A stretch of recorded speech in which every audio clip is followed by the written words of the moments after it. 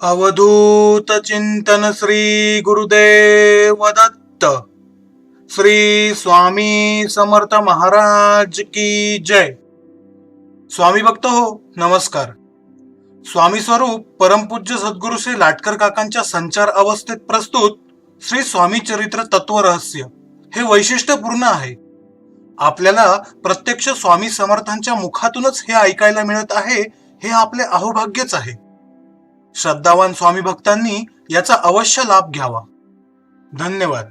श्री स्वामी समर्थ। जय जय स्वामी समर्थ। प्रस्तुत प्रति गुरुवार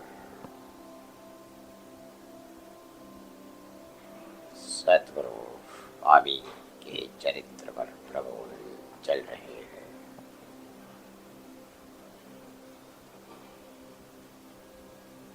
जिसमें गत प्रबोधन में स्वामी गौरी शंकर शिखर पर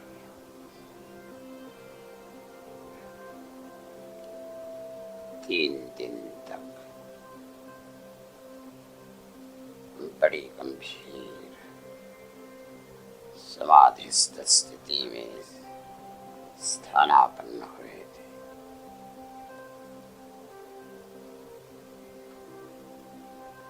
जिस समय समग्र देव देवताएं यक्ष गंधर्व पितर राक्षस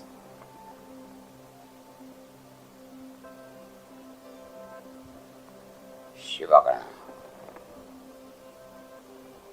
इत्यादि समग्र शिव शंभो के दर्शनार्थ कैलाश तथा गौरी शंकर के स्थान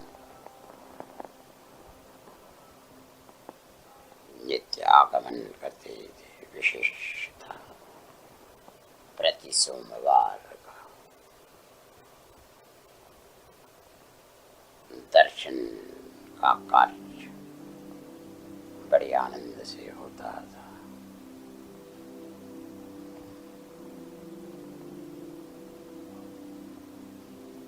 इसी कार्य की श्रृंखला में समग्र देव देवताएं गौरी शंकर स्थान पर जब आ पहुंचे, तत्पश्चात प्रत्यक्ष सद्गुरु शिव शंभो के ही आविष्कार में साम्य स्थिति में समाधिस्थ अवस्था में स्वयं ही स्वयं में स्थित थे।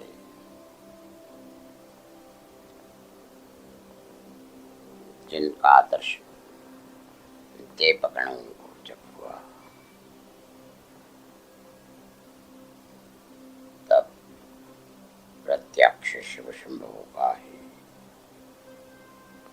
गुरु तत्व का आविष्कार समग्र देवगणों के प्रतीति में प्राप्त हुआ था, जिससे बड़ा विस्मय अचंबा आश्चर्य एक मनुष्य देह प्रत्यक्ष गुरु तत्व से आविष्कृत होते हुए शिव शंभो का दर्शन प्राप्त होने के कारण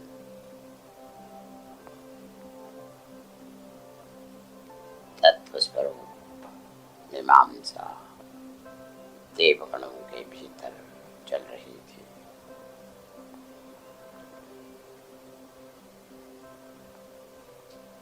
विभुज मानव देह शिव शंभो के स्वरूप में गुरु तत्व में जैसे आविष्कृत होते हैं, जिनका प्रत्यक्ष स्थूल देह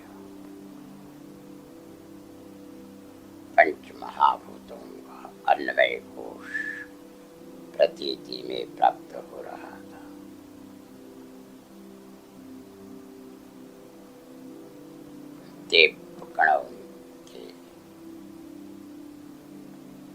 बुद्धि के कक्षा में मनुष्य का अन्नमय देह एक विशेष क्षमता रखता है, एक विशेष मर्यादा रखता है। कारण स्वर्गलोक स्थित समग्र देव तथा अंतरिक्ष स्थित समग्र पितर राक्षस गंधर्व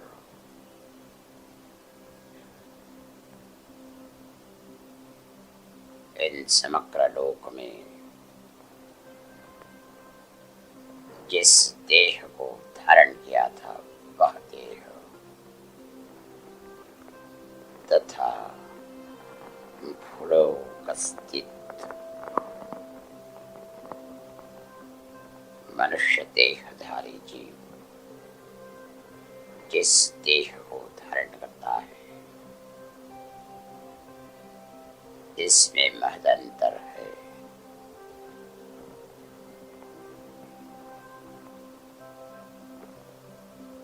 इंद्र वरुण अग्नि वायुदेव तथा अन्य देवगण नित्य मनुष्य देहधारी जीव को भूलोक पर अवलोकन करते हैं।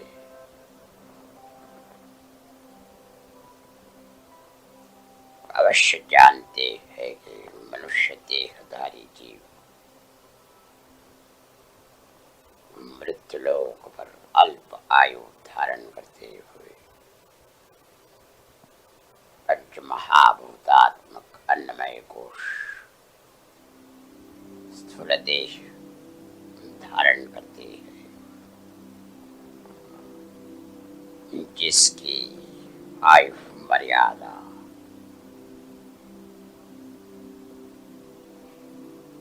एक शतक तथा द्विदश इतनी वर्षों की है, जिनकी तुलना से अंतरिक्ष स्थित पितर तथा स्वर्गलोक स्थित देवगणों के देह सहस्त्र वर्ष तक रहते हैं। अतीव दीर्घ आयु होती है उन्हें। ऋषि के कारण देवलोक मनुष्य देह से स्वयं को श्रेष्ठतम समझते हैं। मनुष्य देह अल्प आयु जीव है। सुख तथा दुख के क्लेश के भोगता है। शुद्धात्मशा इत्यादि प्राण धर्म से पीड़ित है।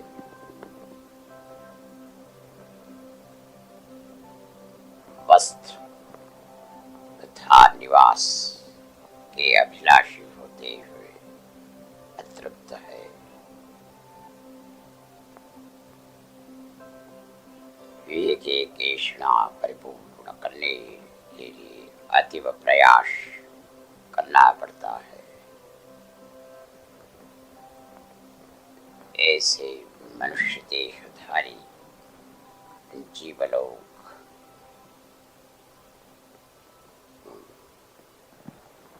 भूलोक पर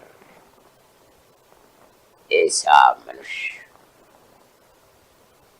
जो गौरी शंकर के शिखर पर बैठा हुआ स्वयं शिव शंभु से एक रूप दिव्य देह अजान बाहु स्वर्ण कांति संपूर्ण तृप्ति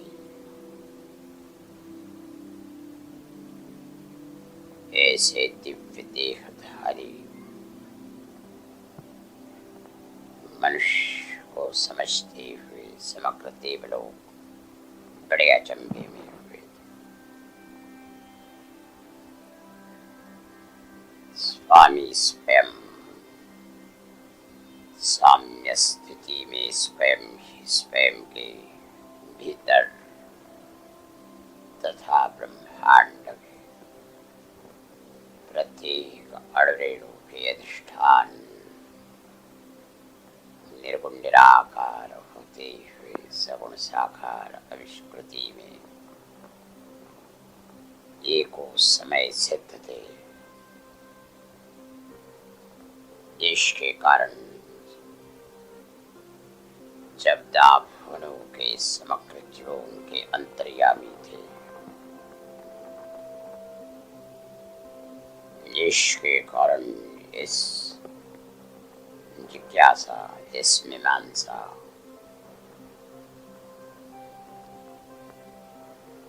का समाधान सतगुरु स्वामी ने समग्र देवों के सामने बड़े विस्तार से कथन किया।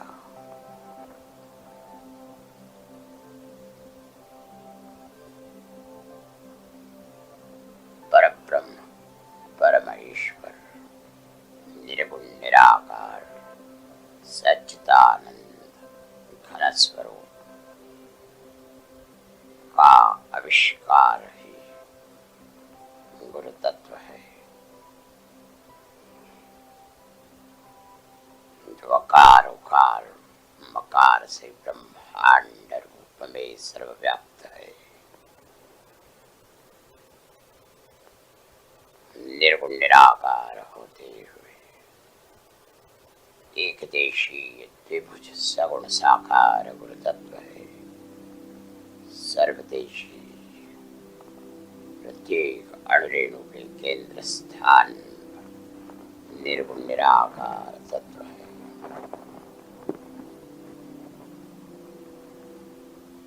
एक ही समय में निर्गुण निराकार तत्व होते हुए सगुण साकार आविष्कार तत्व गुरु तत्व है। एक मनुष्य देह से तत्व ज्ञान के अतीव गंभीर विवेचन देवलोक जब सुन रहे थे, तब बृहस्पति के वो देवगण प्रश्न चिन्ह रखते हुए इन मीमांसा के बारे में साशंक हो रहे थे। बृहस्पति स्वयं देवगुरु, जिन्होंने गुरु तत्व की प्रतीति प्राप्त की थी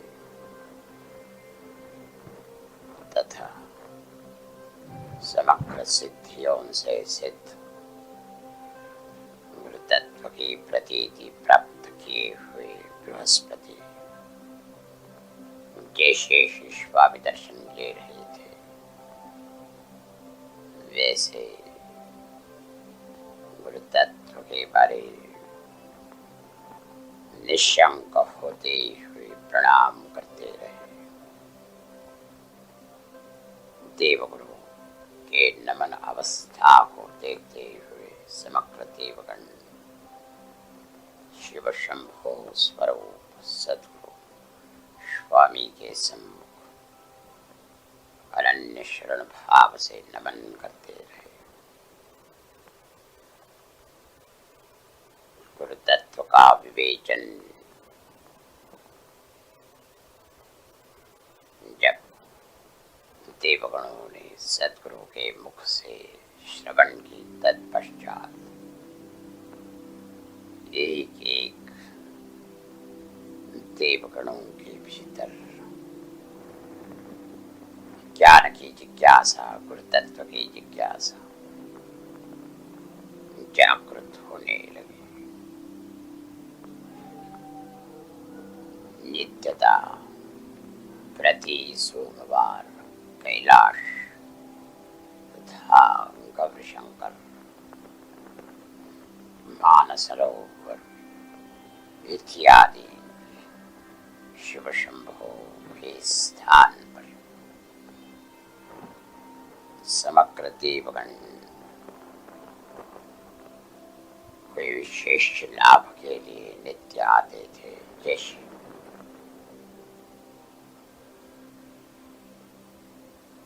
अमरावती इंद्रलोक के समग्र देवगण असुरों से स्वयं का रक्षण करे, अष्ट सिद्धि अखंडता से संरक्षित रहे,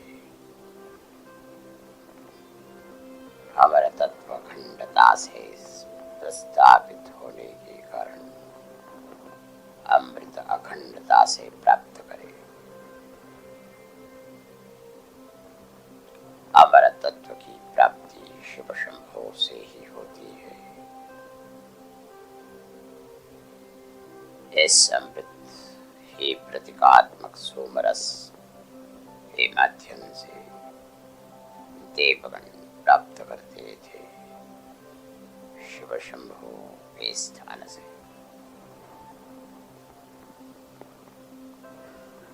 इन समग्र उपलब्धि के लिए ही देवगण कैलाश तथा गौरीशंकर का आने का प्रघात परंपरा होती गई अनंत वर्षों से। किंतु जब प्रत्यक्ष सद्गुरु का दर्शन शिव शंभो के रूप में हुआ, तत्पश्चात एक भिन्न जिज्ञासा निर्माण हुई। मनुष्य देह के बारे में बड़ी विचित्र जिज्ञासा उद्भव हुई। आज तक समग्र देवगण मनुष्य देह को एक तुच्छित देह मानते थे,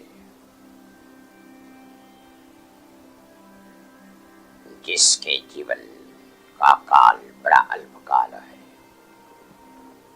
जो अतृप्त है, जो क्लेशमय है, जिनका मृत्यु केवल लगभग 1 शतक में हो जाता है। तत्पश्चात उन्हें भिन्न भिन्न गति प्राप्त होती है। अतीव पुण्य करने के पश्चात ही कोई गिने चुने जीव स्वर्गलोक जाते हैं।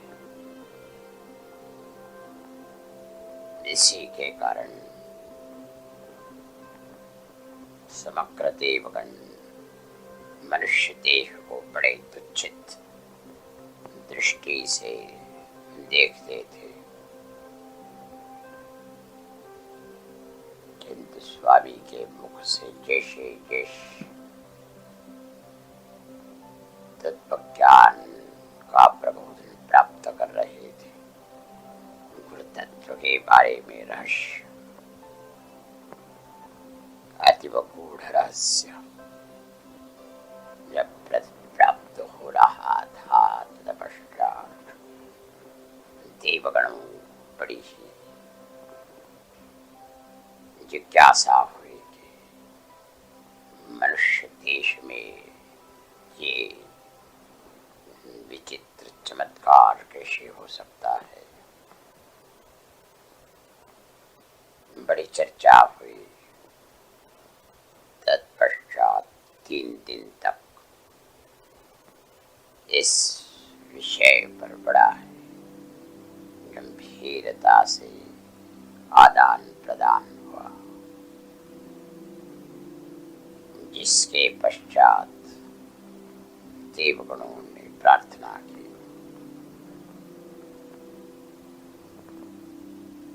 सप्तलोक प्रत्येक लोक में स्वामी का आगमन हो जाए।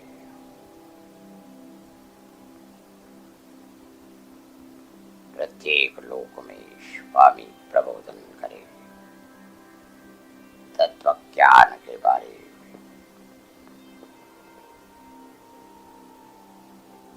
ऐसे चिंतन में स्वामी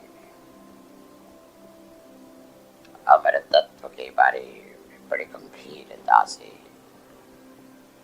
निवेदन प्रबोधन किया था।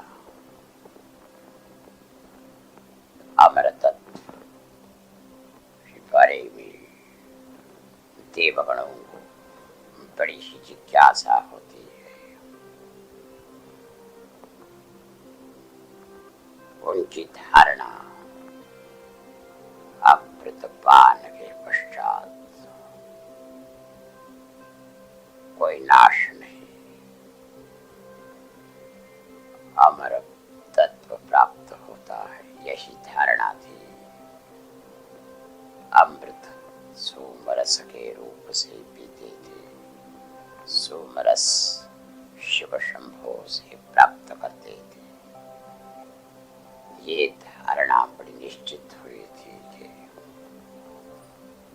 देव लोगों को मृत्यु का स्पर्श नहीं है। इस पर स्वामी का प्रबोधन बड़े विस्तार से हुआ, जिसे देह की प्राप्ति है उसे देह का त्याग करना पड़ेगा। जीव जो आत्म तत्व के साथ स्वयं को सिद्ध करता है, किंतु जीव भाव के कारण भिन्न भिन्न देहों को जैसे लोक प्राप्त हुआ उसके अनुसार देह को प्राप्त करता है, तथा जिस देह को प्राप्त करता है उसके साथ आसक्त हो जाता है। मर्त्यलोक में पंच महाभूतात्मक अन्नमय कोश को जीव धारण करता है, बड़ा आसक्त हो जाता है इस देह के साथ, तथा सूक्ष्म देश कारण देश अवश्य धारण करता है। मृत्यु की प्रतीति स्थूल देह के पतन के पश्चात होती है। ये मर्त्यलोक की बात है, किंतु स्वर्गलोक स्थित समग्र देवगणों स्थूल देश पंच महाभूतात्मक नहीं होता है। ये रहस्य है, जानो बेटा। देवगण जिस देह को धारण करते हैं वो केवल ऊर्जा से ही ओतप्रोत होता है, जिसमें चैतन्य की ही अभिव्यक्ति होती है। वायु तत्व तथा अग्नि तत्व के मिश्रण से केवल ऊर्जा ही ऊर्जा होती है। जहाँ पे कोई अन्नमय कोश नहीं, ना ही कोई पंच महाभूतात्मक देह की प्राप्ति है। इस ऊर्जा से ओतप्रोत देह की प्राप्ति के कारण इसके नाश होने की संभावना बड़ी दुर्लभ होती है। प्राकृतिक पंच महाभूत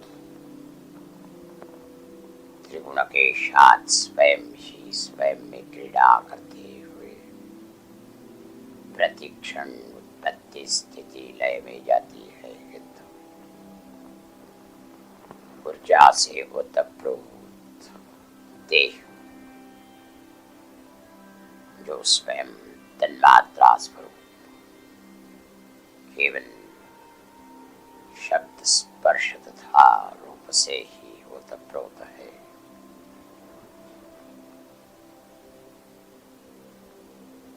जिन्हें कोई औषधि रूप अन्न की अनिवार्यता नहीं,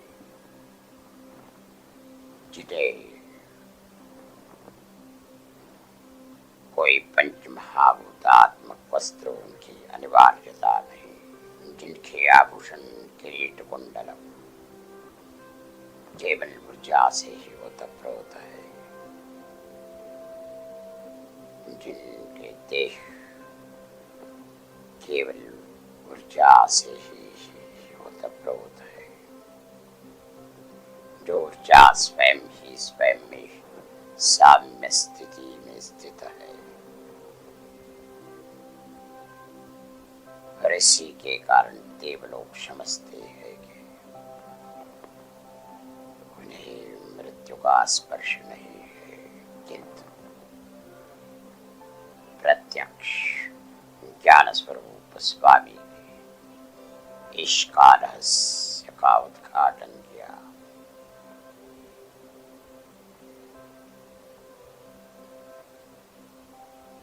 अजन्मा अमर तत्व केवल परब्रह्म परमेश्वर तत्व है, शेष पंचमहाभूतात्मक अधिष्ठान रूप पंच तन्मात्रा भले ही अनंत वर्षों तक रहे, किंतु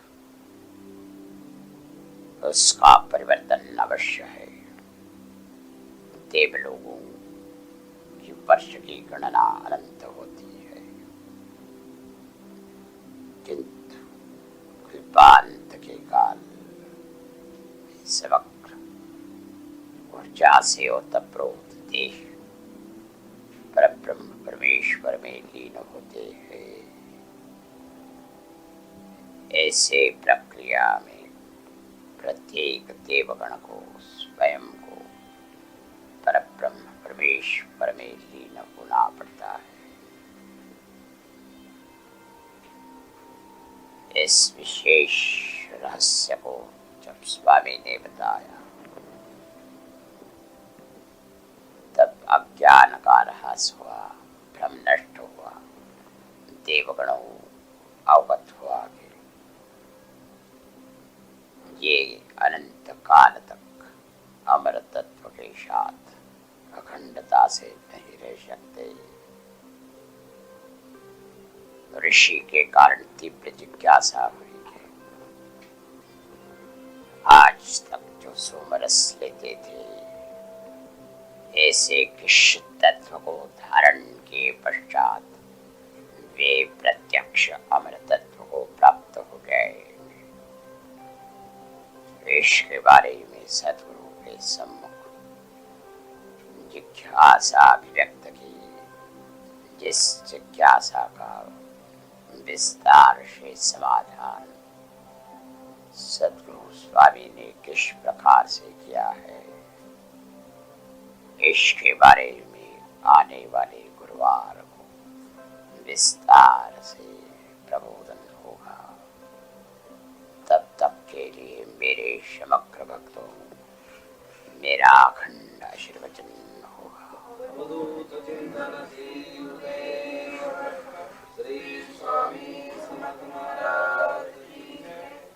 सदा कल्याण स्वामी कृपा है, स्वामी अविरत है, प्रत्येक स्थान कल्याण।